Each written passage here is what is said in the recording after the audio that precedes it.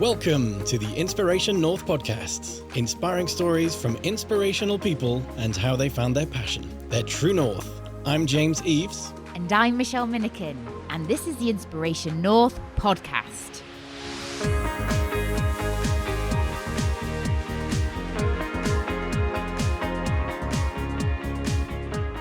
Today's episode, focus on what you can control and look for the positives with me, James Eves, and my co-host, Michelle Minnikin. We talk about creating even more authentic relationships, my new secret identity being revealed, and Michelle using Twitter like a baby monitor to check in on the US during the elections.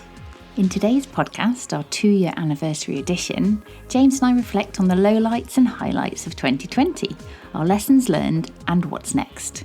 We are co-founders of Inspiration North, and we're on a mission to help people live happier, more fulfilling lives. We hope you enjoy it. Happy New Year to you, Michelle. Happy New Year. Thank you. Can you believe this week, on the 7th, it will be our 2-year podcast anniversary?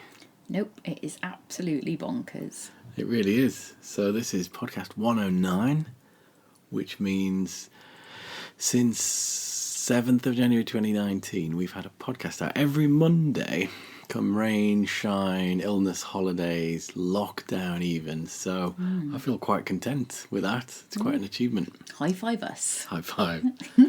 From those 109 podcasts, I was doing a bit of totting up. We've had 115 guests, not including the amazing kids at the Pie Project ceremony, which I think is podcast 29. Yeah, there was a bunch of them though, so... Yeah, they were a bunch of characters. Yeah, never worked with children or animals. No, that was difficult to edit that one. And we also had our 100th special guest, which was a big thank you to Lisa Shaw, one of our fave local radio stars. That's from BBC Radio Newcastle. It was quite an intimidating one, wasn't it? It's a bit scary, yes. I got a bit nervous. But nice to be asking her the questions and not being on the other end. Yes. Okay, so James, we've had a bit of a year, 2020. Do you want to talk about your lowlights of that year? It has been it's a very strange year, isn't it? We can't really get through a discussion about 2020 without mentioning COVID. Very strange. If you took us back to a year ago, no one had a clue, did they? No. I think there were so many things in the beginning which, when you think of the podcast, we always used to pride ourselves on going out, meeting people. We've got all the gear, so we'd record things face to face. Yep. The quality would be really good. And then all of a sudden you're told, no, you're not allowed to travel anywhere, you can't meet people. So that was a big challenge for us, wasn't it? A lot of people said, why do you bother driving to see people? Why not just record online and make it much simpler? But we made the transition. We must have had a good 40 podcasts or more this year that we've just done over Zoom. Yeah. Not had to drive anywhere. No. So initially it was a bit of a concern for us, wasn't it? Is it going to be good enough quality? How's it going to sound? Are we going to get on with the guests? And it's worked, I would say. Yeah. So it's been almost easier because we've done podcasts with people in India and Australia. And it would have been quite nice to go and visit them in real life, but we didn't. So I think we've met more people that way. Well, yeah, we definitely have. So I think it's the challenge of that has helped us to get over that perfectionist streak, and it sounds good. And then I guess the same with our events. We obviously would have a Inspiration North meetup every month. Yeah. And we started Happy Cafes as part of the Action for Happiness happiness spreading movement in the Journey Cafe in Newcastle. We obviously had to decide on what to do with those. Yeah. So we took those online as well. In effect, that social connection that we've been so used to and really enjoy, in a way it never quite replaces it online, but in effect what it gives us is, even on a Zoom call or something, I still think that's been such a big part of the year. Certainly for me personally, I can say that. If you think the Happy Cafes, we didn't run the meetups, did we? We went with the Action for Happiness Happy Cafes, and then they launched their 10 Keys event, 10 Keys to Happy Living. Yep. I looked at that. We did 14 of those Happy Cafes, 7 of the 10 Keys to Happy Living events. So they were on Saturdays, and we're going to keep those going because it looks as though with Tier 4 restrictions, that's going to be on and off for a long time. These are supposed to be your lowlights, James, but they are my lowlights. I'm doing my usual thing of turning the negatives into a positive. So from a really shitty sort of year and bad things happening. Yeah, we made lots of new friends. And yeah, I mean, if you think a lot of these folks we perhaps wouldn't have even met because it's not everyone wants to traipse into Newcastle, particularly on a Saturday. So all those people, those podcast guests in different countries, the friends we made, I mean, I think about some of the people we know, and I laugh sometimes because we've not actually met them in real life. It's weird, isn't it? You get those people who meet you and you're like, oh yes, you've got a bottom half that I've never seen before. You have feet. Yes. So I think it's been a challenge for all of us, but what I think it's done is, and we talked about that in the most recent Happy Cafe, was that it puts a focus on really what's important, what we're grateful for. And let's face it, if this had happened in the 90s, we didn't have all these wonderful things like Zoom, online shopping, you couldn't get things delivered, you wouldn't have your food delivered. I mean, what would that have looked like? I don't quite know. Yeah, it would have been very different. But luckily, we didn't have to worry about that because we were technologically advanced. And some things somebody said this morning about how because we're all in the same storm, as it were, not necessarily in the same boat, but in the same storm, it's interesting that connections have become more authentic with people as well. Because before COVID, BC, it was very much, how are you doing? Oh, fine, busy. Is pretty much the answer. And now it's very, very different. We're quite happy being more open with people, I've noticed. Yeah, definitely. Yeah. And I think as well, not travelling to meet people face to face, it's just helped us to focus. We get a lot more done, I think, because you're not taking a whole morning out to meet someone for a coffee. It's that will be nice once we get back to it. But I think the badness of the year has actually helped relationships to blossom, new connections to happen, different ways of working, and I feel it's helped to move the world on in some respects. So, but yeah, that's me turning the negatives into the positives. So what do you think your lowlights might be for 2020?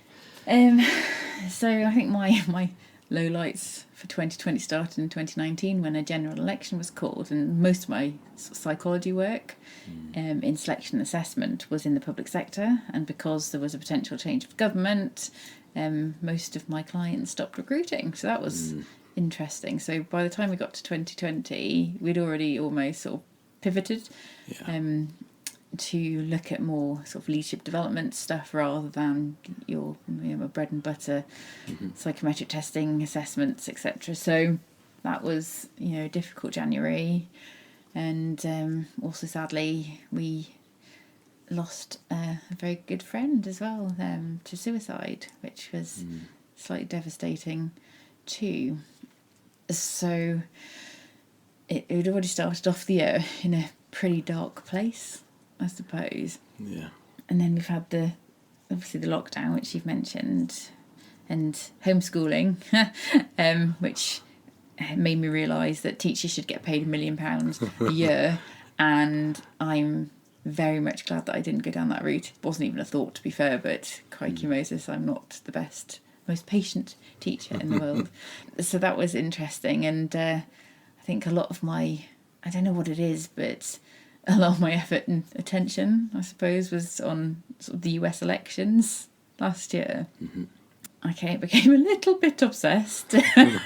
Americans I talk to are quite amazed about the level of knowledge I have about the US elections, but it was almost an escape from what was going on at home, I suppose. And so on the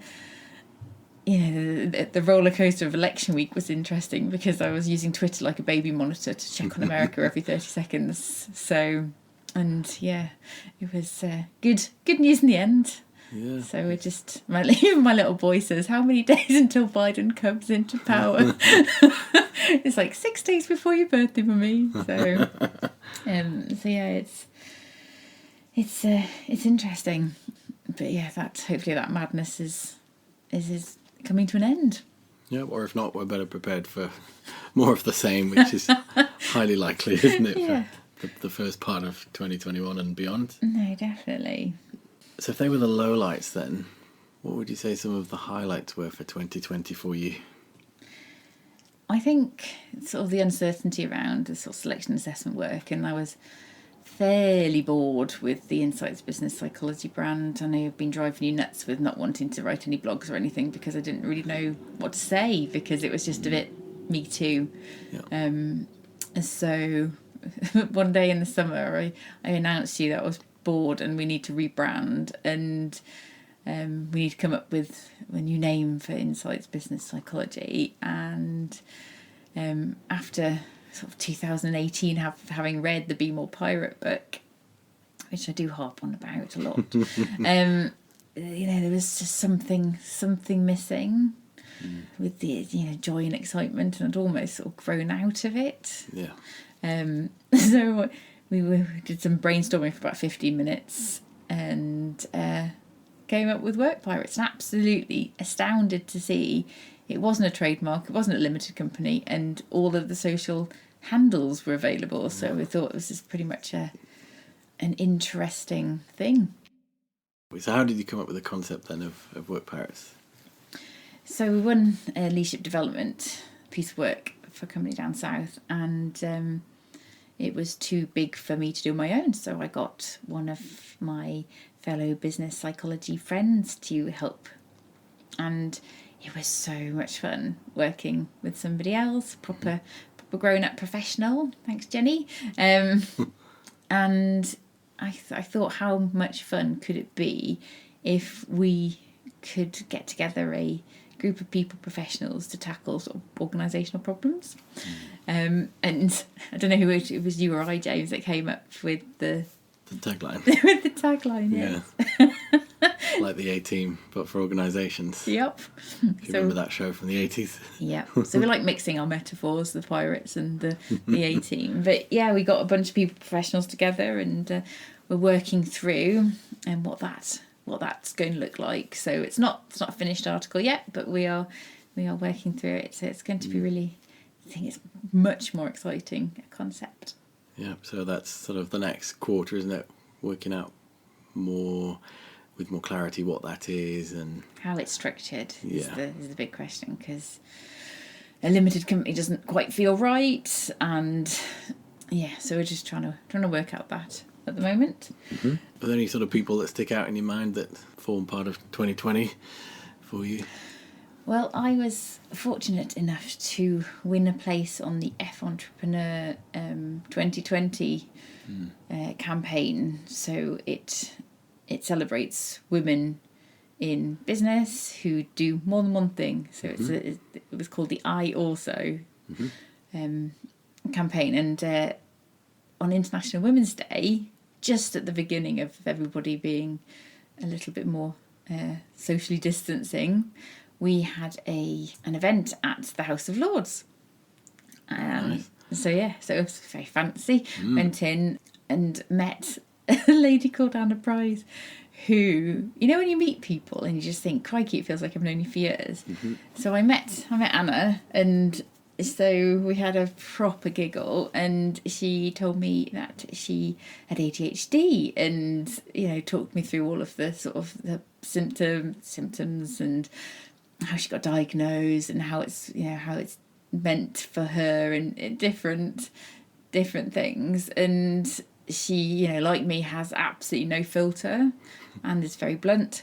And it was almost, I was like, oh, it shone a bit of a light on me. So I kind of went away pretty much thinking, have I got ADHD as well? So done lots of research, spoken to my GP. We did a podcast with Anna as well. We did. I managed to get assessed, and just before Christmas I have received my official diagnosis of ADHD, which did not surprise anybody I've ever worked with before because yes, I'm fairly disruptive and chatty and ask the question why a lot, which aren't official symptoms of ADHD, I suppose. But yeah, it was really interesting, and it's, I suppose, a start of a bit of an exploration around all what that is and what that means now. So how to use it to your advantage and that kind of thing. Well, the superpower. It's my superpower, yes. It's like, how do you do so many things? Well, it's definitely ADHD now, so that's good. That's good. Anyone else you can think of through the year? So we joined up again with Wendy Kendall and her Psychology Practice Accelerator program. So got a really cool gang of psychologists that we are sort of learning and growing together. So I'm looking forward to getting back into that for 2021. That's been a massive blessing. I think other highlights is we got some little dagoos. For anyone who doesn't know what a dagu is, they do have their own Instagram channel. So it's Oliver's dagoos, but they quickly didn't become Oliver's. They became mine. And so they are two very cute Chilean, bigger hamsters, smaller chinchillas is pretty much what we talk about. And they are incredibly gorgeous, like squirrels, and they sing, which is even better. Every time we put something on in the living room, they sing a little song with it. So yes, so they're like gremlins. They're really cute. But I think the absolute highlight of the year is, because we have been in lockdown pretty much most of this year, and being in the northeast, is not having to wear a bra every day. Have you felt that, James? I suppose there are lots of perks to work from home, aren't there? Yes. I've only been on a couple of Zoom calls, but then I announced that I didn't have a bra on. But I have generally been getting dressed, generally. But yeah, bras suck. Have you been affected at all by COVID or anything along those lines? Well, we haven't been diagnosed as having it or anything. So we've been very fortunate, and I've had quite a few friends with it, and luckily they've all come out the other end. We've got one who's got long COVID, which has been a bit challenging, and it just drives me insane when people think it's not a real thing after seeing how it can actually really damage people. Yeah, it's debilitating, isn't it? Yeah. So luckily we haven't lost anyone. So we're very, very grateful for that. Mm-hmm. One of the things we've learnt, I suppose, is more around self-care. Yeah. Because the instinct is to want to do more stuff. Mm-hmm. And I know everybody, the beginning of lockdown was driving me insane. It's like, I'm going to teach my children Latin and medieval history and how to cross-stitch and speak Japanese. Yeah. And, it put so much pressure on us to think, oh, crap. As long as Oliver manages to, I manage to feed him, mm-hmm. and he manages not to be too bored and does the minimum amount of homeschooling required, it's not going to be something... That's success. Well, yeah, it's like kind of lowering your levels of what success is. And, I needed to... we're running a number of businesses. Yeah, it was a bit of a choice, but we chose to do as well as we possibly could whilst being kind to ourselves, I think, is the biggest learning of this year. The self-care. Yeah. It's not selfish. Yeah. And you can't pour from an empty cup. No, that's a good point. So, James, we've gone through my highlights. Mm-hmm. What have been yours? I think probably one of those, it almost builds on your point about self-care. We've been running 1 million steps challenges through Inspiration North, haven't we? Mm-hmm. And what was it? It was my third challenge I recently completed, and we're on to our fourth challenge now, starting 1st of January. My second, because I take every other one off. To relax. And what that's really given me, I mean, it's the most recent one was over 90 days, so it was quite a challenge, that one. So for those people who are listening, what is 1 million steps challenges? So 1 million steps, as it sounds, you are walking or running or covering 1 million steps over a certain time period. So the most recent challenge is 100 days. The one we just completed was 90 days. So that's about 10,000 steps a day, about 5 miles each day, and effectively fundraising for a local children's charity called the PI Project, Primary Inspiration Through Enterprise, which is bringing STEM and enterprise challenges to primary age children. So you kind of 7 to 10-year-olds in effect. And For now, yes. We will expand that because we're both trustees of the charity. But what that's given me is in some ways it's accountability, because I've set the challenge up. I've been kind of the face of it, if you like. So it doesn't look particularly good if the person who set it up doesn't complete the challenge. So thankfully have, but it's given us a reason to almost get out every day, go for walks, and I've found that to be really quite helpful, and in the end it's raising money for a good cause. and taking lots of pretty pictures. So I think that's been a big help as part of my 2020 in actually getting out and moving more. Cool. So you mentioned about sort of the action for happiness stuff. Do you want to... Would you say that was one of your highlights? Because it was one of your lowlights, so it's clearly one of your highlights. I think it was, because we took what would normally be a face-to-face event online, which opened the door to a bigger pool of people to get involved. Perhaps they didn't have the ability to come to a face-to-face event. So I think the community that we've created through the last, what will it be, sort of 10 months or so, has been a really important part of the year. I think it's social connection is, in effect, has been removed to a big extent for most people's lives. And social distancing, or physical distancing, as I like Stefaduse's term, is that as we're not seeing people, what this is doing is finding other ways to do that, using a different channel.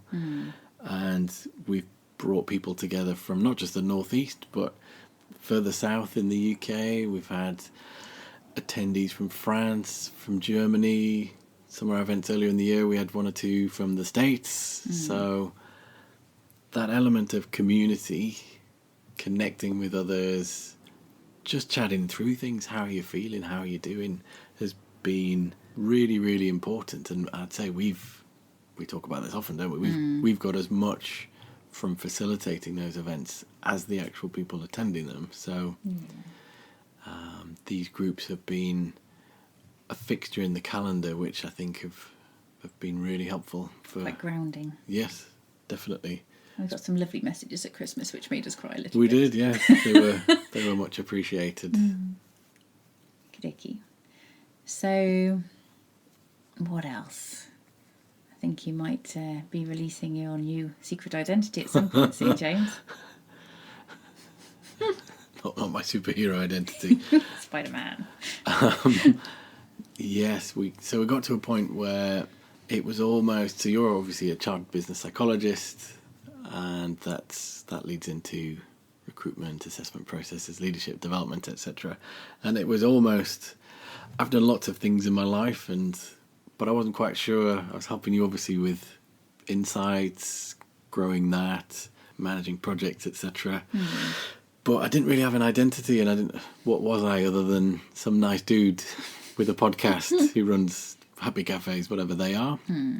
So there was lots of reflection, and it must have been, I'm trying to think, it must have been 3 or 4 months or so into lockdown, and I've often been told throughout my career that whether I've been managing people or part of teams, I've often been asked for advice. And it was almost this case of, well, coaching's come up quite a lot. People have said you should really do this for a living. wasn't quite sure what it looked like, what it should be, and I've thought about this for years and years. And we happened to be talking through our own Clifton Strengths from Gallup earlier in the year, and then this kind of came back round that tying coaching to an assessment tool of some kind made a lot of sense. Mm-hmm. There was more of a structure, credibility of an internationally renowned tool. So I went through the Gallup Certified Strengths Coaching program, examinations, certification process of coaching a good few people to finally become certified. It was the end of August. Mm-hmm. So officially a Gallup Certified Strengths Coach. Woohoo! Well done. Thank you. I think because lockdown, it became much more accessible as well, didn't it? Because it was all online, rather than having to go and traipse down to London, stay in a hotel for a week, etc., etc. It is. And for those that I've coached through that process and even after that, I think everyone is more accustomed now to chatting online. Just having a Zoom or a Teams call. Yeah, it's you haven't done a coaching session face to face, have you? No, actually thinking about it. No, I haven't. All been online, and they've been across 3-4 countries. So, and it works. It really works. So, again, it's turning a negative into a positive, that we've seen lots where business has been wiped out, or you've got to think a bit differently, and rather than say, oh crap, I can't launch a coaching business now, it's actually like there's so much more opportunity, because I could talk to people in the West Coast, the East Coast, anywhere in the US. It could be further afield, it could be in Australia. It's pretty much wherever anyone is at the end with a Wi-Fi connection, we can do some coaching. So yes, as our last podcast guest, the world is your oyster, but you don't have to eat them. You don't have to eat them, no, you don't. So that's the plan for that, is to be launching that fairly soon. I've got the website more or less there, finalising the offering, but in effect helping people to clear the fog, understand themselves a bit better self-awareness, figure out your strengths, what you're good at, and then look at that in terms of your own life, your career, and how to aim your strengths at creating a happier, more productive, more fulfilling life is what it's all about. So I'm really excited about that. Yeah, and the exciting end of the year is we got 2 co-coaching clients as well. So we're tag team coaching, which has worked really well. 2 lovely humans at the moment as well. So it's good getting to work with you too. Always good, yes. And something that helps to pay the bills. Yes, so. It does. Even better. Awesome. So how many businesses now then? Well, we're at 4, aren't we? With insights which will be replaced in effect with Work Pirates. That's 3 businesses. And just saying 4 businesses, it made us realise, didn't we, that towards the end of the year, we thought we probably need a coach to help us figure out what's what should we prioritise, how do we create almost a strategy house for all the different businesses. So 1 or 2 good friends recommended a business coach, didn't they? Who would also happen to podcast with. Oh, that's true, yeah. Works out well then, as part of the interview process. Yes, and I think the most genius part of that is because his name is Andrew Silver and we're looking to launch Work Pirates, then bless him, we gave him, without his permission, the name Long John Silver. Yeah. That's how we stored in my phone. Genius. So we've been working with Andrew to figure out, or Long John, to figure out which way is up, I suppose. And we've got a bit of a cunning plan for 2021 with him now. Yeah. So that's going to open up a bit more, isn't it, with you focusing and being more the face of Work Pirates. I'm going to take more the lead and be the face of Inspiration North, even though we're still jointly running that. Well, for all businesses, really, let's face it. And then obviously my coaching business, Zero Life, will slot into that as we go. So it's been really useful, actually. So people always say you should have a coach, even a number of different coaches for different things, and I'd say that's really worth it. Someone external to come in and say, why are you doing this, and should you be doing that, and what are you going to stop, and what should you do more of? And challenge our thinking. Yeah, that's been... Keep us accountable as well. Yeah, really important. So all these discussions with Long John has led us to realise, I mean, we're now 2 years in to Inspiration North existing. It was always just set up really as a bit of fun, something to do outside of the day-to-day.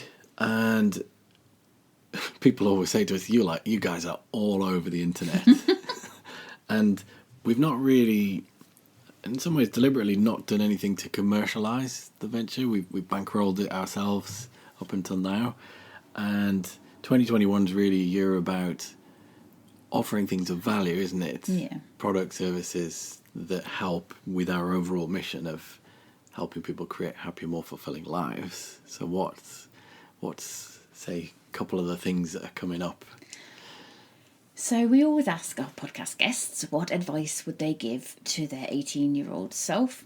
And we've been working with a lovely student, young lady called Rebecca Amer, who so happens to be Long John's niece. Yes. We engaged with her before Long John, so that wasn't total nepotism.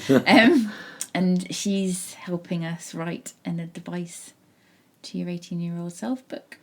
Yeah, I think that'd be a really good, nice collection. Yes. So we've come up with, we've got all the words. We just need to write our own chapters and make it pretty and put it out there for people to buy, I suppose. I think it's a really good idea to pull all those together. Then you sort of take in a really core bit of information for the podcast and then having it in a book format. So I'm looking forward to getting that out into the world. Yeah, it's exciting. And then we've worked with the University of East London. Yeah.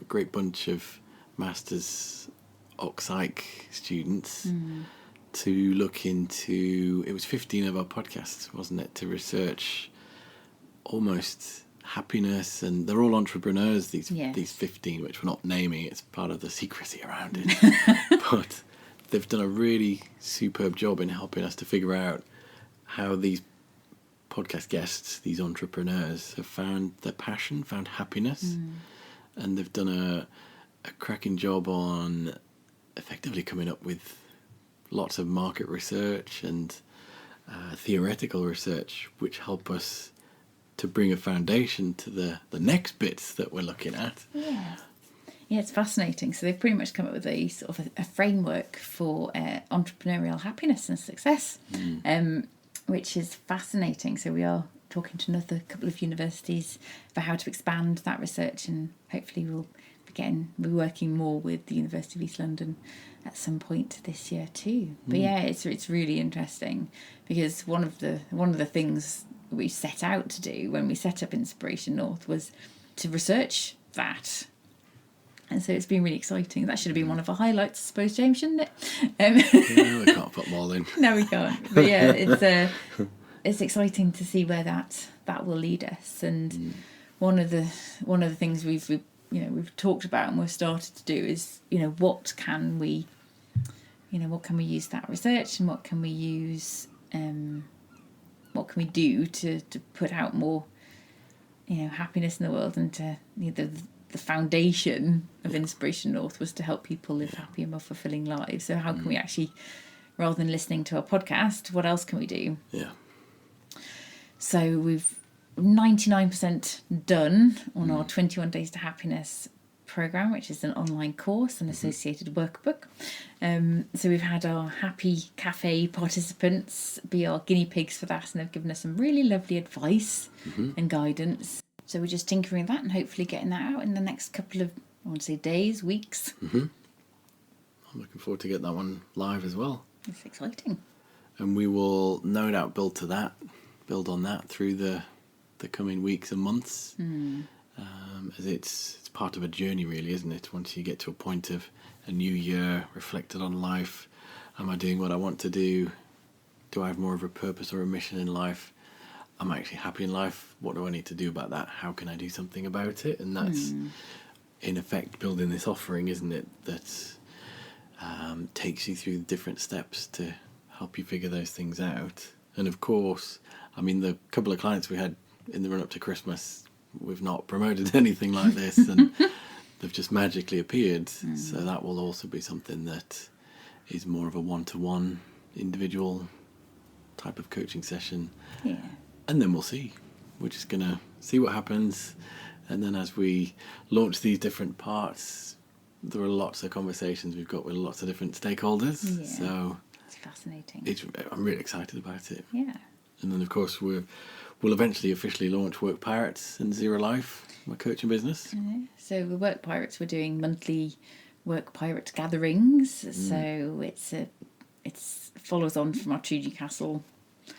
We were supposed to be having a big True Newcastle event in March, and it was postponed. Now it's rebranded to Big Work Pirates Gathering. Yeah, and that's for HR type humans, people, professionals. And it's a bit of an unconference. It's not people stood in front of people telling them stuff. It's more facilitated discussions and knowledge sharing and bloody good chats, is what I keep saying. So that's exciting. So we'll keep going with those. Excellent. And we thought what would probably be a nice wrap-up section is thinking about all of those things. Do you think there's any lessons learned from 2020? Well, it's always the importance of social connection. You know, pre-COVID, it was really, we almost took it for granted that you could go see people and see your family and see your friends and, you know, go to parties and go to the pub and have meals out in restaurants. And it's almost focused that need for social connection. And it's been really interesting to see how people have taken those relationships online. And as you said before, we know loads of really awesome people we've never actually met in real life, but we almost consider them to be our closest friends now. Yeah. So number one, social connection. It's really important. You have to nurture your relationships. Number two, self-care. Crikey, I can't say that enough. It's so important. You know, being always on. So I've been really struggling to get back motivated again after sort of stopping over the Christmas period. too much frivolity and indulgence. Yes. Christmas movies and chocolate and pyjama days. So yes, but it's been desperately needed. I don't think we realised how tired we were until we stopped. We'll get back, it'll be grand. But there's a difference, I think, because we have a real purpose and meaning to what we do. I find that really sort of gives me a good jolt to get cracking, so it's important. That's true. And really early doors, Paula Gardner, my other coach, she talked about an exercise where you draw 3 circles, one inside the other, and in the middle circle you write in what you can control. The second circle out, you write in those things that you can influence. And then those third, the outermost circle is things that you can't influence or control. And the idea is to sort of separate that and let the stuff go that you need to let go. Obviously, the US election had absolutely no control or influence in at all. So I was constantly drawn back to the circles and watching them being let go, as it were. So control what you can control. And it's funny, isn't it? Because when you go through an exercise like that and you realise that all of the crap that you worry about the most is in the outside circle, which you can't control. No, it's bonkers, isn't it? And it's almost all this baggage we're carrying around with us that we're worrying about, and we're helpless, I suppose. We can't do anything about it. So it's all about choosing to focus your energy and attention on stuff that you can control. Totally agree. What about you? I would say I totally agree with your lessons learned. I'd probably say gratitude has been an important one for me this year, and I'd come across. It's a funny one, gratitude, in that it's a really simple thing, and when you actually suggest it to people, it sounds a bit. I don't know how to describe it. Not quite woo woo, but a bit. Nah. So you're telling me if I think about if I think about 3 things that I'm grateful for every day, whether it's morning and night, one or the other, both, I'll start to feel more positive and happier in life. And it's scientifically proven that if you're doing that for 21 days or beyond, that you will notice an improvement in how you view the world. And it's, for me, that's been massive. So I've been using an app, 3 Good Things, I think it's called, not affiliated with them. But what you're doing is 9 o'clock, I get a notification, and it's effectively gratitude. What am I grateful for? What 3 good things have gone well today? And even if it's been a really bad day, it really puts the focus on that. I'm really grateful for that. Or even I've just got a roof over my head, or we've got central heating or Wi-Fi, whatever it is. That, I think, has been a really big difference to me this year. And the other, I mentioned 1 million steps earlier. I perhaps foolishly said that for the 90-day challenge that I just finished just after Christmas, I would take a photo every day and post it as part of taking people on the journey. And we managed to do that. I got 90 images out consecutively. But what I found that did was, not only was it getting me out into the world, it was a bit of accountability, but in a way it was like mindfulness each day. It wasn't... Mindfulness is not something that I necessarily practice, but actually going out and thinking, I need to come home with some images to put one out today. But it started to get me looking at what's interesting. Ooh, look at these leaves, or there's a frozen puddle, or let's look at the frost on the car. And it was like almost like being a 5-year-old, but really focusing in the moment on nature and what was around us. So I think I've got a lot from that, from the walks. We had more chat time together. So it's... I'm just giggling about all of the photos of me taking photos. There's probably an album in there, Yep. isn't there? This has actually been a really good reflection exercise, hasn't it? Yes. To look back at 2020, which many will say was awful, but I think there's been some really wonderful things that have come out of it. New friendships, new relationships, new projects, lots and lots and lots of things. And I'm really excited about 2021. Yeah, we've got lots of really cool guests coming up, and we've got some incredibly exciting projects, and you know, we'll be as creative as we want to be. So that's really exciting. And I don't think we're expecting it to be all sunshine and rainbows, and we probably won't get our vaccine until near Christmas. Maybe even 2022, who knows? Yeah.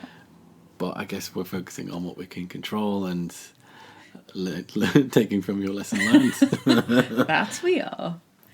So I suppose it's, to all of our listeners, thank you so much for listening to our podcasts, talking about us in your networks, coming along to our events, sending us suggestions for guests. I mean, it's really, really appreciated across the world, the people that have been there, been part of our journey. So I'm, very much thankful for all that support. Yes, it's been lovely. So thank you so much. And we'll be keeping you posted as to all the fab things that are coming ahead. And if you want to also reflect on 2020, we did this in the one of the happy cafes. Before actually jumping into New Year's resolutions, new things, new habits for 2021, it's really worth looking back at the previous year. And so we've come up with a really cool year in review guide. Michelle's made look very sexy. And so what that's doing, helping you look back over the year, what was poor, what was great, and what can you do more of in 2021. And that's a really solid foundation for setting up any new habits going forward. So what we'll do is we'll put that in the show notes of the podcast. If you've not found that, shoot us an email at hello at inspirationnorth.com. Get signed up to the newsletter. Go to the website, inspirationnorth.com. You can see what we're doing there. And yeah, here's to the next year of podcasts, events, and all the other good stuff that's coming along. Yeah. And thank you to you, Michelle, for being such an awesome co-host and helping me in so many ways and getting my coaching journey kick-started and believing in me and helping push me out my comfort zone. That means a lot, so thank you. Thank you ever so much to you for your patience. And clearly you have the patience of a saint working with somebody with ADHD, so high five you.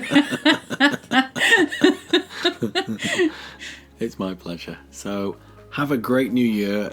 Focus on what you can control. If you look for the positives, you will find them. And get in touch if we can help in any other way. Take care of yourself and each other. And each other. Love it. Thanks everyone for listening. Check out all the show notes at inspirationnorth.com. Join us again for the next episode when we'll be chatting to another inspirational person. If you like this, subscribe and tell your friends. If you didn't like this, subscribe anyway and tell everybody.